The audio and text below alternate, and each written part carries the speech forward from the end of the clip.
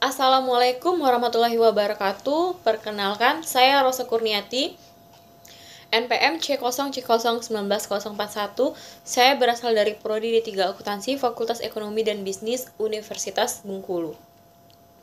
Baiklah teman-teman semuanya, di sini saya kembali akan menjelaskan materi tentang mata kuliah Akuntansi Keuangan Lanjutan 1, yaitu bab 5, tentang transaksi antara entitas induk dan entitas anak pada persediaan dan jasa. Baiklah, di bab 5 ini adanya transaksi di antara entitas induk dan entitas anak ketika dia sudah terjadi akuisisi atau sudah terjadi kombinasi bisnis. Kalau di bab 3 dan di bab 4 diasumsikan selama tahun berjalan belum atau tidak adanya transaksi yang melibatkan entitas induk dan entitas anak. Dan di bab 5 ini kita akan bicara tentang transaksi yang terjadi selama tahun berjalan yang melibatkan perusahaan induk dan perusahaan anak. Baiklah, kita mulai. Pada bab 5 ini transaksi yang berhubungan dengan penjualan, persediaan, dan pemberian jasa ketika perusahaan induk mengakuisisi perusahaan anak. Maka bukan berarti mereka tidak boleh melakukan transaksi antar mereka. Bahkan itu sangat banyak muncul di transaksi yang melibatkan antara perusahaan induk maupun perusahaan anak.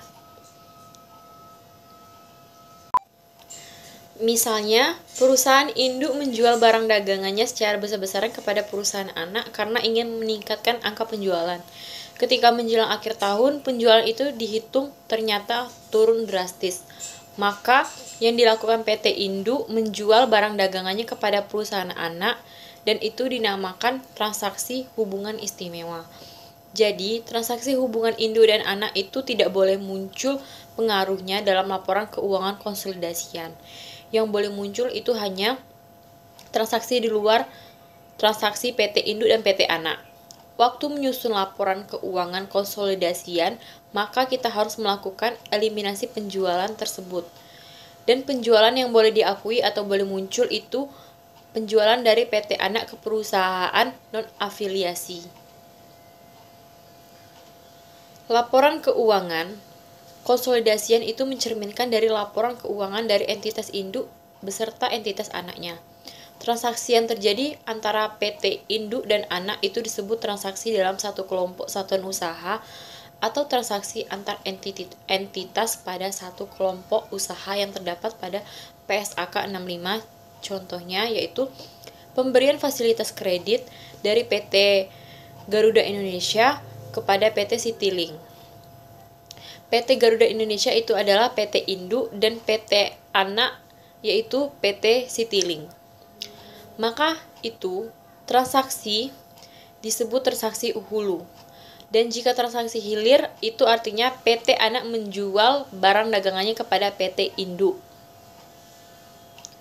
Karena ada transaksi yang melibatkan induk kepada anak, maka sudah saya jelaskan di awal tadi, itu tidak boleh dan itu tidak boleh muncul di laporan keuangan konsolidasian dan harus dieliminasi.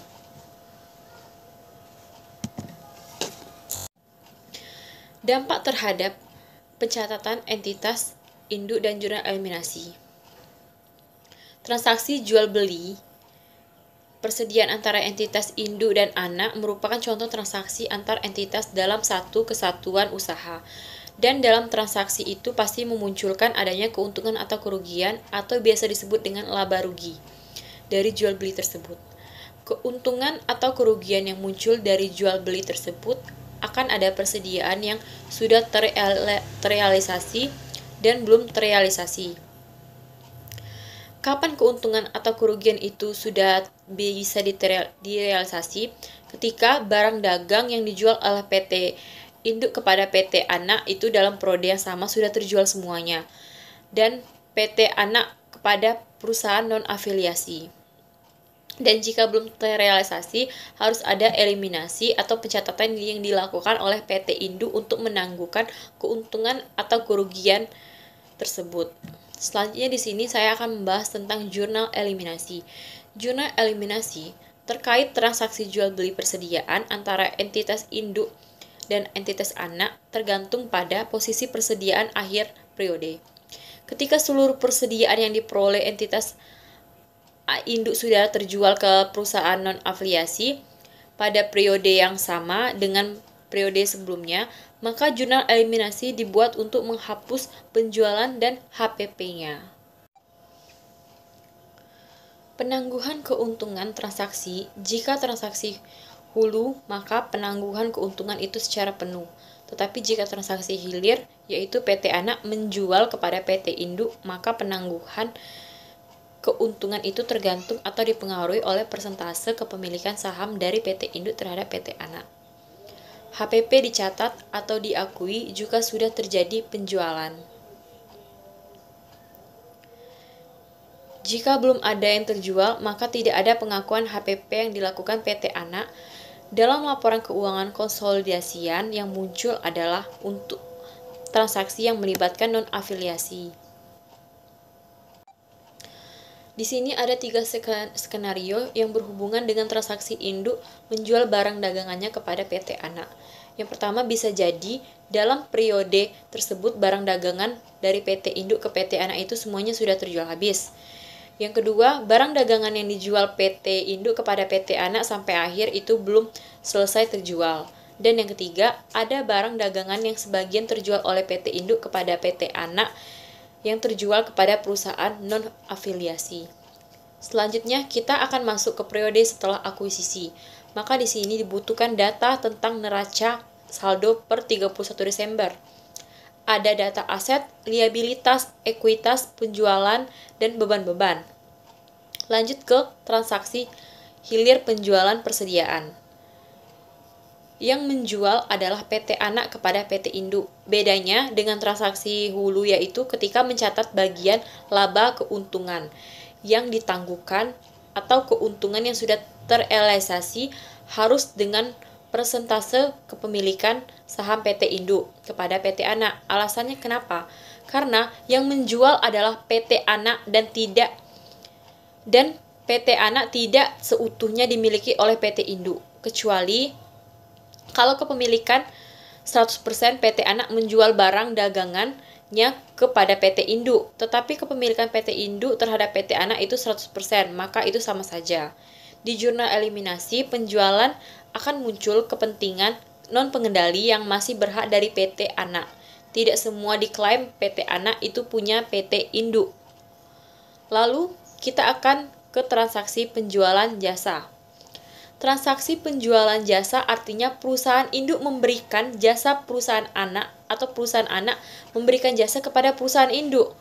Kenapa lebih sederhana? Karena tidak ada hubungannya dengan PT induk memberikan jasa kepada PT anak atau PT anak yang memberikan layanan jasa kepada PT induk, maka dia langsung begini selesai, maka begitu selesai, maka sudah 100% dan relatif lebih simpel dalam hal akuntansinya untuk transaksi yang hubungan dengan jasa. Pendapatan jasa yang diakui oleh PT induk harus dieliminasi karena pendapatan tersebut diperoleh dari entitas anaknya sendiri. Sedangkan pencatatan di PT anak, beban atau jasa yang didapatkan juga harus dieliminasi karena manfaat atas jasa tersebut dari entitas induk bukan dari perusahaan non-afiliasi. PT induk dan PT anak tetap satu entitas pencatatan. Maka tetap harus ada pencatatan yang dilakukan, tapi nanti waktu menyusun laporan keuangan konsolidasian, maka dibuatlah jurnal eliminasinya. Tujuannya apa? Tujuannya agar pendapatan jasa yang diperoleh oleh PT induk dan PT anak itu tidak boleh muncul sebagai pendapatan jasa yang dilaporkan dalam laporan keuangan konsolidasian. Dan jurnal eliminasi itu tidak diposting ke buku besar masing-masing. Dia hanya dibuat untuk kebutuhan laporan keuangan konsolidasiannya.